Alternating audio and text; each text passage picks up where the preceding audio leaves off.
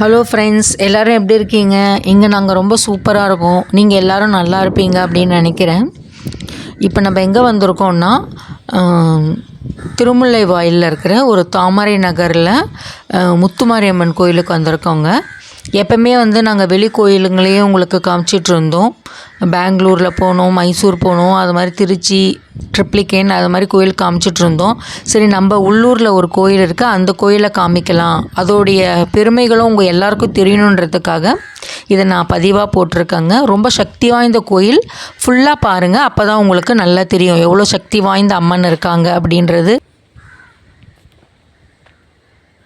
நாம் இந்த ஆலயத்துக்குள்ளே நுழையும் போதே பார்த்திங்கன்னா, பல குடும்பங்களின் குலதெய்வமாக விளங்குகிற முனீஸ்வரர் மற்றும் இந்த ஊர் எல்லை தெய்வமான எட்டியம்மன் நம்மளை அன்போடு வரவேற்கிறாங்கங்க. அவங்க வரவேற்கிறது போல் நம்மளை அந்த ஒரு மேடில் தான் நம்ம கோயிலுக்குள்ளே ஏறி போவோம். அதை பார்க்கும் போதே தெரியும் நம்மளை அழகாக அவங்க வெல்கம் பண்ணுற மாதிரியே இருக்குங்க. அதுக்கப்புறமா பார்த்திங்கன்னா, வேப்ப மரத்தடியில் தான் இந்த இடத்துல முற்காலத்தில் காட்டேரி அம்மனை வழிபட்டு வந்திருந்தாங்க. இப்போது இங்கே காட்டேரி அம்மனை பக்தர்கள் இரவில் வழிபடுவதாக சொல்கிறாங்க. முனீஸ்வரருக்கு பக்தர்கள் ஆடு வெட்டி தங்கள் குழந்தைங்களுக்கு காது குத்துற வைபவமும் இங்கே நடைபெறுது அப்படின்றதையும் நான் இந்த விஷயத்தில் உங்களுக்கு தெரிவிச்சுக்கிறேங்க. அதுக்கப்புறமா நம்ம கோயிலுக்குள்ளே போகும்போதே பார்த்திங்கன்னா, பலவிதமான மரங்களெல்லாம் அழகாக நட்டு வச்சுருப்பாங்க. விநாயகர் நம்மளை அன்போடு வரவேற்பாருங்க. உள்ளே நுழைஞ்ச உடனே வரசக்தி விநாயகர் சன்னதி இருக்கும். அங்கே நம்ம விநாயகரை வணங்கிட்டு, கஜானனம் பூதகணாதிசேவிதம் கபித்தஜம்பு பலசாரபஷிதம் உமாசுதம் சோக விநாசகாரணம் நமாமி விக்னேஸ்வர பாத பங்கஜம். விநாயகரை தலையில் 2 குட்டு போட்டுக்கிட்டு அவரை வணங்கிட்டு அப்படியே விநாயகருக்கு பின்னாடி பார்த்திங்கன்னா, கல்லால மரத்தடியில் தட்சிணாமூர்த்தி அமர்ந்திருப்பாருங்க. கல்லால மரத்தை பார்த்த உடனே ஒரு பக்தர் சொன்னாராம், இங்கே இயற்கையாகவே கல்லால மரம் அமைந்திருக்கிறதுனால அதுக்கு கீழே நம்ம தட்சிணாமூர்த்தி நம்ம வைக்கலாம் அப்படின்னு சொல்லிட்டு தட்சிணாமூர்த்திக்கு கோயில் கட்டுனாங்களாங்க. 4 வேதங்களின் தலைவனாகவும் கல்விக்கு அதிபதியாகவும் விளங்கும் தட்சிணாமூர்த்தியை இங்கு அமைதியாக அழகு மிளிரும் கோலத்துடன் 4 அடி சிலா ரூபத்தில் அமர்ந்து அருள் பாலிக்கிறார். அதை நீங்களும் இப்போ பார்க்குறீங்க பாருங்கள். ஓம் தட்சிணாமூர்த்தியே விக்மஹே தியானஸ்தாய தீமஹி தன்னோ தீச பிரசோதயாத். நம்ம வியாழக்கிழமை நம்ம தட்சிணாமூர்த்திக்கு கொண்டக்கடலை மாலை போட்டு நம்ம படிக்கிற பசங்களை கூட்டிகிட்டு விளக்கேற்றி நம்ம சுவாமி கும்பிட்டோன்னா நல்லா கல்வி நமக்கு அருள் கிடைக்குங்க.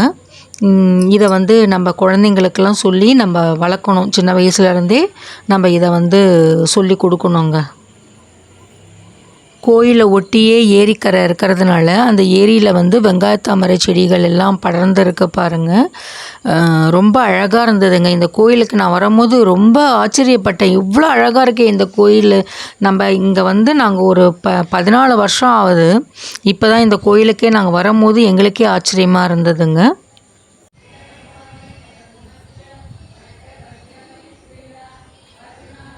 இப்போ நம்ம பார்த்துட்டு இருக்கிறது சர்பலிங்கேஸ்வரருங்க. நாகங்களுக்கு இடையே சர்பலிங்கேஸ்வரர் வீற்றிருந்து அருள் புரிகிறார்.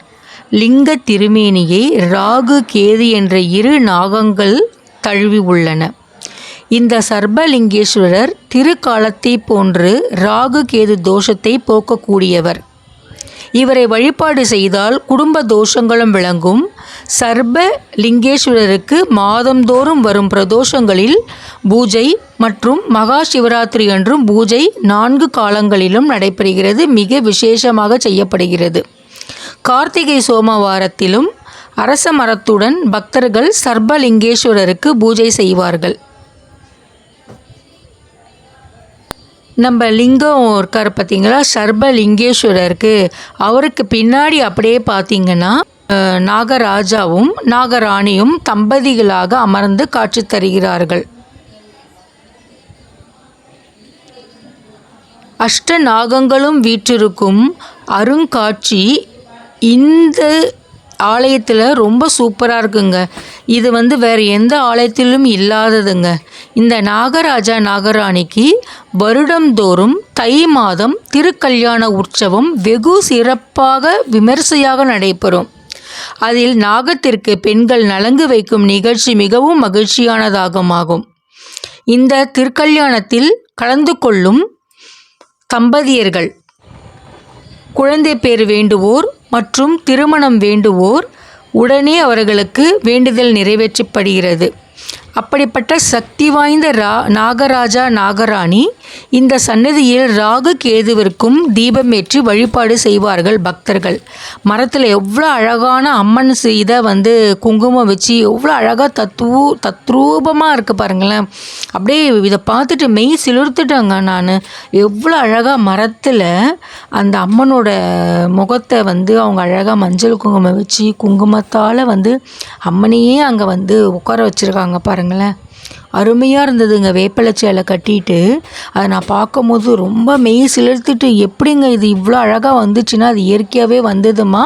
அதை நாங்கள் அப்படியே அதை பொட்டு வச்சு நாங்கள் வந்து அங்கே அம்மனை வந்து அங்கே உட்கார வச்சோம். அம்மன் இயற்கையாகவே எங்களுக்கு அது மாதிரி அழகாக எடுத்து வந்த அந்த தலையில் பார்த்திங்கன்னா அந்த சர்பம் இருக்கிற மாதிரி எல்லாமே அழகாக இருந்ததுங்க. சூப்பராக இருந்ததுங்க. நீங்களும் பாருங்கள். அது பின்னாடியே வந்து நிறைய பேர் வந்து சர்பங்கள் எல்லாம் வந்து வச்சுருக்காங்க பாருங்கள். பின்னாடி வந்து பொங்கல் வைக்கிற இடமும் இருக்குது. நம்ம ரெகுலராக இந்த ஆடி மாதம் தை மாதம்லாம் பொங்கல் வைப்போம் பார்த்தீங்களா, அது மாதிரி பொங்கல் வைக்கிறவங்களும் வைக்கிறாங்க. திங்கக்கிழமையில் வந்து சோமவாரத்தில் வந்து இங்கே வந்து மஞ்சள் குங்குமம் வச்சு வழிபடுறவங்களும் இருக்கிறாங்க. சதுர்த்தி அப்பவும் வந்து வழிபடுறவங்களும் இருக்கிறாங்க.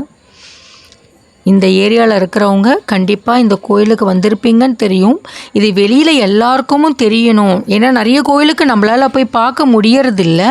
இப்படியாவது நம்ம வந்து டிவியில் யூடியூப் மூலயமா நம்ம பார்த்துக்கலாம் அப்படின்ற ஒரு காரணத்துக்காக தான் இந்த வீடியோவை நான் உங்களுக்கு பதிவிடுறேங்க. அழகாக மரத்துக்கு பாருங்கள் மஞ்சள் குங்குமம்லாம் வச்சு எவ்வளோ அழகாக வழிபாடு செஞ்சுட்டு இருக்காங்கன்றத நீங்கள் பாருங்கள். கோயிலோட உள்ளே நுழைஞ்ச உடனேயே அந்த கோயிலோடைய சக்தி வந்து நம்மளுக்கு நல்லா தெரியுதுங்க. ஒரு குட் வைப்புன்னு சொல்லுவோம் பார்த்தீங்களா, அது நல்லா இங்கே அழகாக கிடச்சிதுங்க.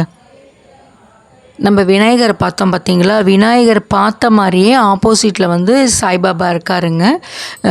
சாய்பாபாவுக்கு வந்து வியாழக்கிழமை வந்து எல்லோரும் இங்கே வந்து வழிபாடு செய்கிறாங்கங்க. இந்த கோயில் எப்படி உருவாச்சு அப்படின்றத வந்து உங்களுக்கு நான் சொல்ல கடமைப்பட்டிருக்கேங்க.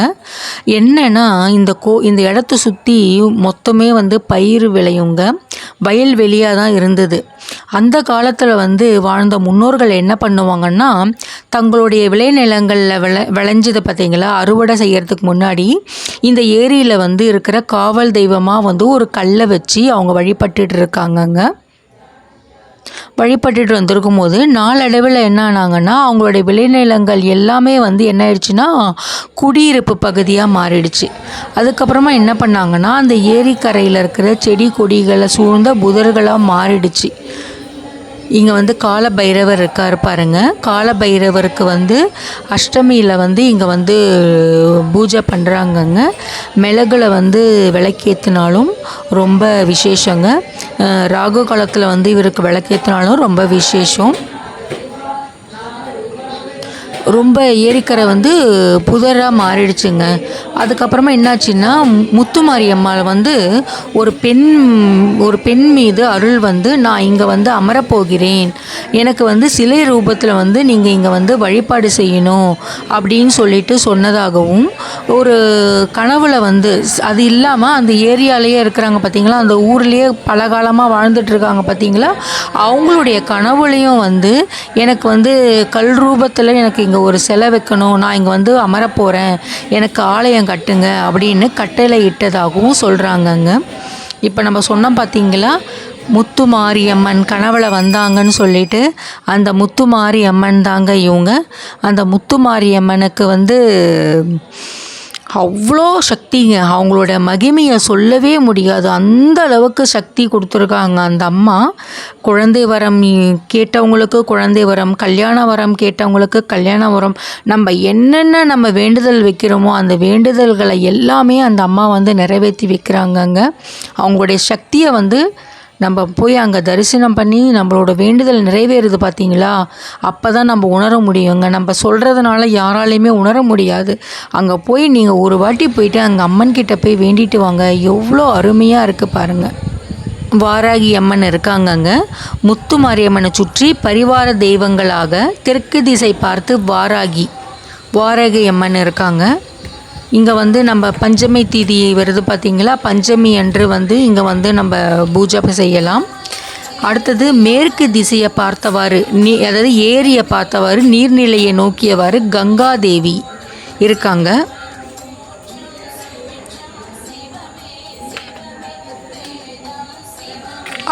அடுத்தது பார்த்திங்கன்னா வடக்கு திசையை பார்த்தவாறு துர்க்கை அம்மன் வீற்று இருக்காங்கங்க. அம்மனுக்கு இருபுறமும் வந்து பால கணபதியும் பால முருகரும் வீற்றிருப்பாங்க. துர்க்கை அம்மன் இருக்காங்க பாருங்கள். ஸ்ரீ துர்க்கே ஜெயதுர்க்கே துருத நிவாரணி ஸ்ரீ துர்க்கே அப்படின்னு நம்ம வேண்டிக்கலாங்க.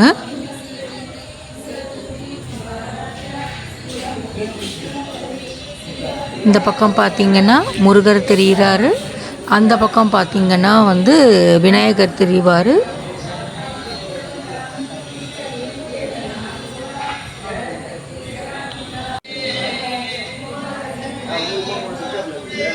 அம்பாளுக்கு அதாவது முத்துமாரியம்மனுக்கு பக்கத்தில் பார்த்திங்கன்னா பக்த ஆஞ்சநேயர் சன்னதி இருக்குங்க. இவருக்கு மாதந்தோறும் வரும் மூல நட்சத்திரத்தை அன்று வந்து அபிஷேகம் செய்கிறாங்க. வாரந்தோறும் சனிக்கிழமை வந்து அபிஷேகம் ஆராதனை நடைபெறும். இவரின் மார்கழி மூல நட்சத்திரத்தில் அபிஷேகம் வெண்ணெய் காப்பு, ஆஞ்சநேயர் வெண்ணெய் காப்போட காட்சி தருவார். வடமாலையும் சாத்துவாங்க, வடமாலையும் அணிவிச்சு ரொம்ப விசேஷமான பூஜை இங்கே செய்கிறாங்கங்க ஆஞ்சநேயருக்கு. அஞ்சனா நந்தனம் வீரம் ஜானகி சோகநாசனம் கபீஷமஷ ஹந்தாரம் வந்தே லங்கா பயங்கரம் ஆஞ்சநேய மதி பாடலானனம் காஞ்சனாத்ரி கமனீய விக்கிரகம் பாரிஜாத மூல வாசினம் பாவயாமி பவமான நந்தனம் எத்திர எத்திர ரகுநாத கீர்த்தனம் தத்ர தத்ர கிருதமஸ்த காஞ்சலிம் பாஷ்பவாரி பரிபூரலோசனம் மாருதிம் நமத ராசசாந்தகம் மனோத்வஜம் மாருத துல்ய வேகம் ஜிஜேந்திரியம் புத்திமதாம் வரிஷ்டம் வாதாத்மஜம் வானர யூத முக்தியம் ஸ்ரீராமதூதம் சிரசா நமாமி. வடக்கு பார்த்தவாறு குபேரலட்சுமி சன்னதி. குபேரன் சித்திரகலாவுடன் வீற்றிருந்து அருள் புரிகிறார்கள். குபேரலட்சுமிக்கு வரலட்சுமி பூஜை மற்றும் அக்ஷய திருதியை அன்று மிக விசேஷமான பூஜைகள் நடைபெறும். ஓம் ஸ்ரீ யக்ஷராஜாய குபேராய வைஷ்ணவராய தனதான்யாதிபதியே தனதான்ய சம்ருதமே தேஹி தாபய ஸ்வாஹா. குபேரனுக்கு இதை மாதிரி நம்ம மந்திரம் சொல்லி வழிபட்டால் ரொம்ப நல்லதுங்க. அடுத்தது நம்ம பார்க்குறது யாருன்னு பார்த்திங்கன்னா ரங்கநாதர் அவ்வளோ ஒரு அழகுங்க. அழகு அந்த அளவுக்கு வந்து ரொம்ப அழகாக இருந்தார். அவருடைய பாதார திருவிடைகளை வணங்கி நம்ம வந்து நம்மளுடைய வேண்டுதலை வச்சோன்னா அவர் அவ்வளோ அழகாக நமக்கு அருள் பாலிக்கிறாரு. ரங்கநாயகிக்கு வந்து வாரந்தோறும் சனிக்கிழமை அபிஷேகம் நடைபெறும். புரட்டாசி 3வது வாரம் விசேஷ பூஜை மற்றும் பஜனை அன்னதானம் நடைபெறும்.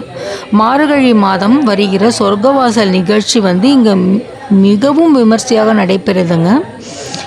இதுக்கு முன்னாடி பார்த்துருந்தீங்கன்னா மேலே வந்து குட்டியாக வந்து ஒரு ரங்கநாதரை வந்து கோபுரத்தில் நம்ம பார்க்க முடியும்.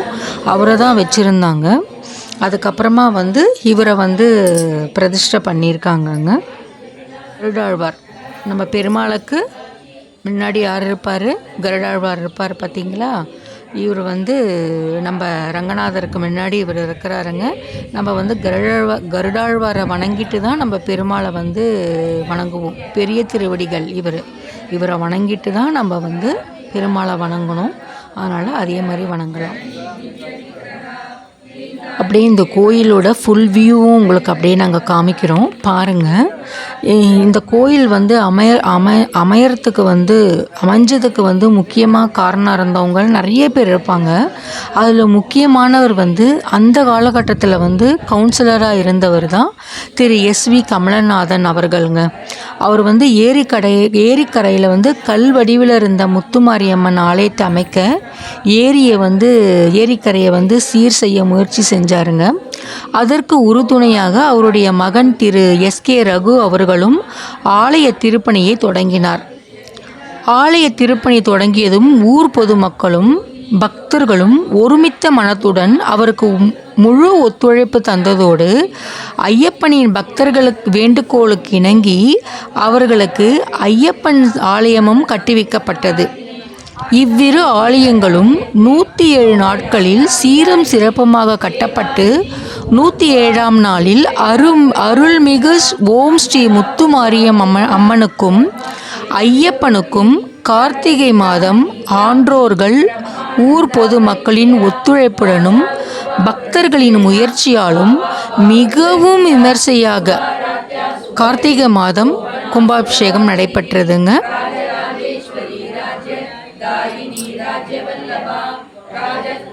ஹரிஹர புத்திரனோட சன்னதிக்கு வந்துட்டோங்க. நம்ம ஐயப்பனை பார்க்கலாம். சுவாமியே சரணமையப்பா, சுவாமியே சரணமையப்பா, சுவாமியே சரணமையப்பா. பூதநாத சதானந்தா சர்வபூத தயாபரா ரக்ஷ மகாபாஹோ சாஸ்ரேதுப்பியம் நமோ நமக. சுவாமியே சரணமையப்பா. அவருடைய உற்சவர் மூர்த்தியை பார்த்திங்கன்னா உற்சவர் மூர்த்திக்கு வந்து அந்த 18 படி வச்ச மாதிரி அங்கே இருக்கிறாருங்க. அருமையாக இருந்ததுங்க கோயில். அங்கே தான் வந்து நாங்கள் வந்து லலிதா சகஸ்ரநாமம் பாராயணம், அதாவது பாரதி நகர் மண்டலி குழு வந்திருந்தோம். அங்கே வந்து லலிதா சகஸ்ரநாமம் பாராயணமும் பாடிட்டு எல்லா பக்தி பாடல்களும் பாடணும். அந்த இதையும் உங்களுக்கு நான் இதிலேயே அப்படியே காமிப்பாங்க, பாருங்கள் நீங்களும். இந்த ஆலை அமைக்கும்போது பலவிதமான மரங்கள், அதாவது வந்து ஐயப்பனை பாருங்கள் எவ்வளோ கிட்ட நம்ம பார்க்குறோம் பாருங்கள். அலங்காரத்தோடு எவ்வளோ அழகாக இருக்காரு பாருங்கள்.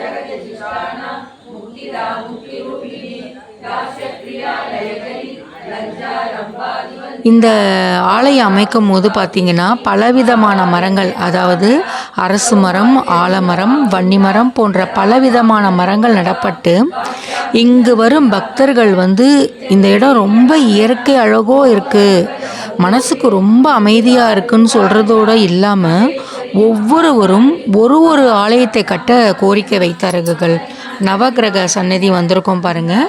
நவகிரக சன்னதி நம்ம உள்ளுக்குள்ளேயே வந்து அழகாக வந்து பிரதட்சணம் பண்ணுறதுக்காகவும், நம்ம அப்படியே சுவாமியை வலம் வரும்போதே அங்கே வந்து நவகிரக ஸ்லோகம் சொல்கிறதுக்காகவும் அங்கே வந்து அவங்க வந்து வச்சுருந்தாங்கங்க. அதை படித்தவாறே வந்து நம்ம வந்து சுவாமியை வலம் வரலாங்க. இந்த ஒரு ஆலயத்தையும் கட்டுறதுக்கு வந்து கோரிக்கை வச்சாங்கங்க. அவங்களுடைய கோரிக்கையெல்லாம் ஏற்று மக்களின் உறுதுணையோடு தான் ஆலயங்கள் இங்கே என்னென்ன வச்சாங்கன்னா ஆஞ்சநேயர், ரங்கநாயகி சமேத ரங்கநாதர், தட்சிணாமூர்த்தி, ஆனந்த சாயி போன்ற சந்நிதிகளையும் வந்து கட்டுறதுக்காக ரொம்ப துணை புரிந்தவர் யாருன்னா திரு எஸ்கே ரகு அவர்களுக்கு நம்ம நன்றி சொல்ல கடமைப்பட்டிருக்கோங்க. இந்த ஆலயத்தில் மூலவராக விளங்கும் முத்துமாரி அம்மனுக்கு வந்து ஆடி மாதம் 4ஆம் வாரம் வெள்ளிக்கிழமை திருவிளக்கு பூஜை செஞ்சு அதற்கு முன்பாக ஞாயிற்றுக்கிழமை கூழ் ஊற்றி கும்ப படையல் போட்டு அம்மனுக்கு வந்து ஒய்யாளி ஆட்டத்துடன் திருவீதி வலம் வருவார்கள். ஆடிப்பூரம் அம்மனுக்கு வளைகாப்பு வைபவம் நடைபெறும். இதில் கர்ப்பிணி பெண்களுக்கு வளைகாப்பு செய்யப்பட்டு அவர்களுக்கு 9 வகையான சாதம் பிரசாதமாக தரப்படுகிறது. குழந்தை பாக்கியம் வேண்டுவோர் தொட்டில் கட்டும் நிகழ்வும் நடைபெறுகிறது. அதாவது அவர்களுக்கு வந்து முளை கட்டிய பச்சை பயிறு பிரசாதமாக தரப்படுகிறது. வருடந்தோறும் வரும் சித்திரை மாதத்தில் சமயபுர மாரியம்மன், அதாவது சமயபுர மாரியம்மன் இருக்காங்கல்ல, அந்த சமயபுரி அம்மன் வந்து மாரிக்கெல்லாம் தலையிடமாக விளங்கும் சமயபுர மாரியம்மன் என்ன பண்ணுவாங்களாம், பச்சை விரதம் இருப்பாங்களாம், பட்டினி விரதம் இருப்பாங்களாம். அவங்க அப்படியே ஒன்றுமே சாப்பிடாம விரதம் இருப்பாங்களாம். அதுபோல் நம்ம முத்துமாரியம்மனும் என்ன பண்ணுவாங்களாம், சித்திரை மாதம் வருகிற பௌர்ணமி, சித்ரா பௌர்ணமிக்கு முன்னாடி வந்து 10 நாள் வந்து பச்சை பட்டினி விரதம் இருப்பாங்களாம். நம்ம குழந்தைகளுக்காக நம் தீய கர்ம வினையை நீக்கி நம்மை காக்கும் பொருட்டு விரதம் இருப்பார்கள் முத்துமாரியம்மன். 10 நாள் வந்து முத்துமாரியம்மனுக்கு என்னென்னா, உப்பில்லாத நீர்மோறு, பானகம், இளநீர் இது மட்டும்தான் வந்து நைவேத்தியமாக செய்கிறாங்கங்க. வேறு எந்த நைவேத்தியமும் கிடையாது. அம்மன் வந்து தவக்குளத்தில் காட்சி அருள் பாலிப்பாங்க. லலிதா சகசரநாமம், குங்கும அர்ச்சனை மற்றும் மாரியம்மன் பாமாலை கருவறையில் நடைபெறுங்க. 10 நாள் நிறைவு ஆறப்ப சித்ரா பௌர்ணமி அன்னைக்கு காலையில் பால் குடம் எடுப்பாங்கங்க.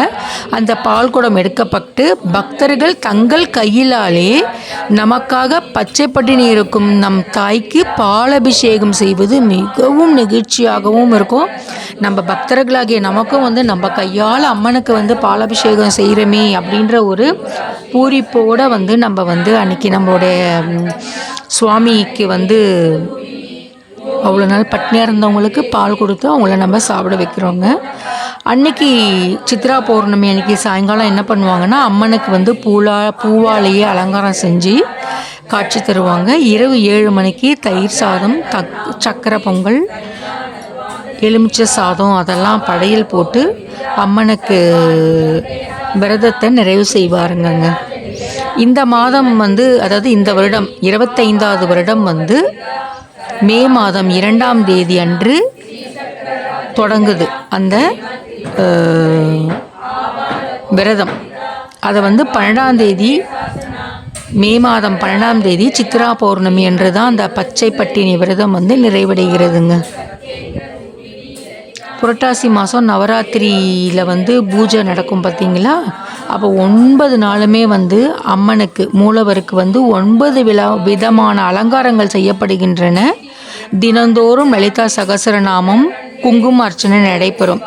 நிறைவு நாளான தசமி அன்று 10 விதமான ஆரத்தி அம்மனுக்கு எடுக்கப்பட்டு விழா நிறைவு பெறுங்க. ஐயப்பனுடைய 108 சரணங்கள் வந்து அங்கே வந்து வச்சுருக்காங்கங்க, நம்ம பக்தர்கள் வந்து படிக்கிறதுக்காக.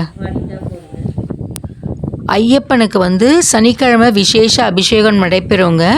மாதந்தோறும் வரும் உத்திர நட்சத்திரத்தில் வந்து அபிஷேகம் நடைபெறும். மார்கழி மாதத்தில் வந்து திருவிளக்கு பூஜை மிக விமர்சையாக நடைபெறும் ஐயப்பனுக்கு. ஐயப்பனோட உற்சவருக்கு வந்து திருவிளக்குட என்ன பண்ணுவாங்க, ஊர்வலமாக வருவது மிகவும் கண்கொள்ளா காட்சியாகும். அதாவது என்னென்னா,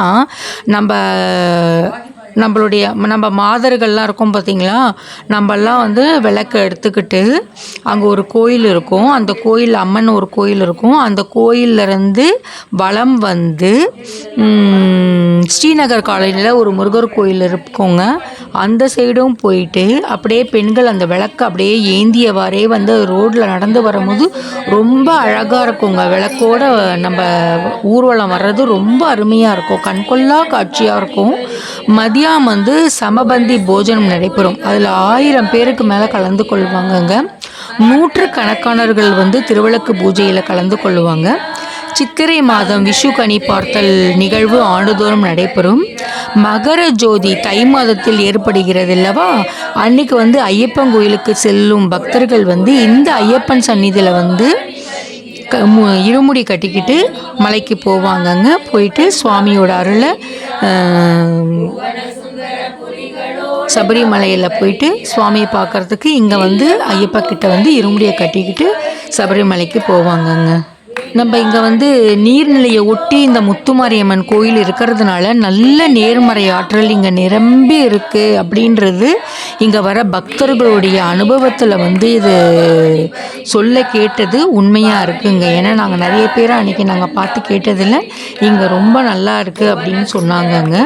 இங்கே வந்து முத்துமாரியம்மனுக்கு வந்து பெரிய பாளையத்தில் எப்படி வைக்கிறாங்களோ அதே போல் வேண்டுதல்களை வந்து இங்கே பக்தர்கள் செய்கிறாங்க. வேப்பஞ்சையில் சாத்துறது, அங்கே பிரதட்சணம் பண்ணுறது.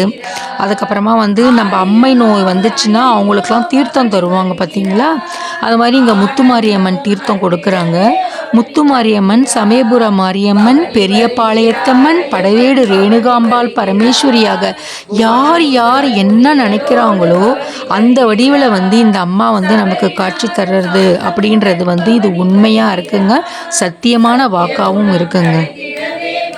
இங்கே வந்து நாகராஜா நாகராணிக்கு வந்து திருக்கல்யாணம் பண்ணுவோன்னு சொன்னோம் பார்த்தீங்களா, அந்த கல்யாணம் முடிஞ்ச பிறகு இரவு 9 மணிக்கு மேலே என்ன பண்ணுவாங்களாம், குழந்தை வரம் வேண்டி தம்பதிகளாக வந்து பாலும் பழமும் வைத்து குழந்தை பாக்கியம் தர வேண்டும் அப்படின்னுட்டு சுவாமி கிட்ட வந்து முட்டி போட்டு மனமுருகி வேண்டுவார்களாம். அப்புறமா என்ன பண்ணுவாங்களாம், அந்த தம்பதிகளுக்கு வந்து திருமணத்தில் வந்து ரக்ஷை வச்சு சுவாமி கும்பிடுவாங்களாம். திருமணம் நடத்துகிறாங்க பார்த்தீங்களா, அப்பயே வந்து சுவாமியோட பாதத்தில் வந்து ரக்ஷைகள் வச்சுருப்பாங்களாம். அந்த ரக்ஷையை என்ன பண்ணுவாங்களாம், குழந்தை வரம் வேண்டி வர தம்பதிகளுக்கு வந்து அந்த ரக்ஷையை கட்டி விடுவாங்களாம். அப்படி கட்டி விடும் போது அவங்களுக்கு 1 வருடத்தில் வந்து கண்டிப்பாக குழந்தை பாக்கியம் கிடச்சிருமாங்க. இதை வந்து நிறைய பேர் வந்து அங்கே வந்து அந்த ஒரு வருடத்துக்குள்ளேயே வந்து சொல்லி அந்த ஆலயத்தில் வந்து தெரிவிச்சிருக்காங்களாம், எனக்கு இந்த மாதிரி குழந்தை நின்றுருச்சு அப்படின்னு சொல்லிட்டு. அதுக்கப்புறமா வந்து அவங்க வந்து அம்மனுக்கு வந்து அந்த சீமந்தம் செய்கிறதெல்லாம் செஞ்சுட்டு அவங்களுடைய இதை வந்து பரிகாரங்களெல்லாம் செஞ்சுட்டு சந்தோஷமாக அவங்க வந்து கிளம்புவாங்க அப்படின்றதையும் சொல்லியிருக்காங்க. அதே மாதிரி திருமண தடை இருக்கிறவங்களும் இங்கே வந்து அதே மாதிரி அங்கே ரக்ஷை வச்சுருப்பாங்களாம், அந்த ரக்ஷையை கட்டிட்டு போவாங்களாம். அவர்களுக்கு திருமணம் நடந்த உடனே என்ன பண்ணுவாங்களாம், அடுத்த வருஷம் வருது பார்த்தீங்களா, நாகராஜா நாகராணியோட திருக்கல்யாணத்துக்கு வந்து திருமாங்கல்ய சரடு கொடுப்பாங்களாம்.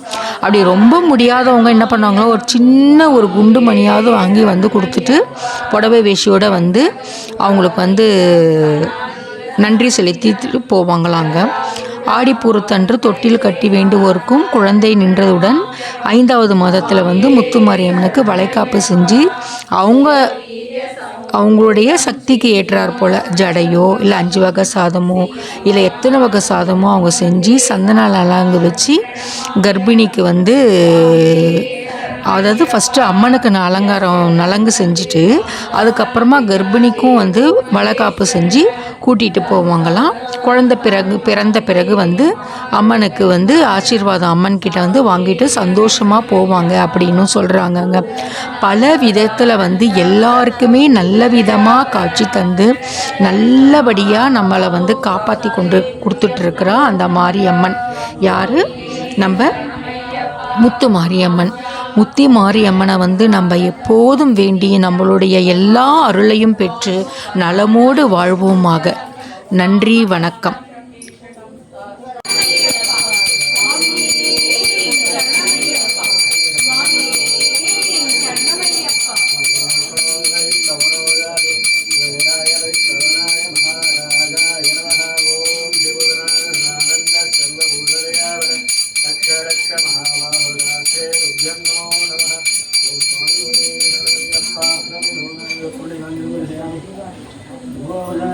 समर्पयामि। ओम शांति शांति शांति है।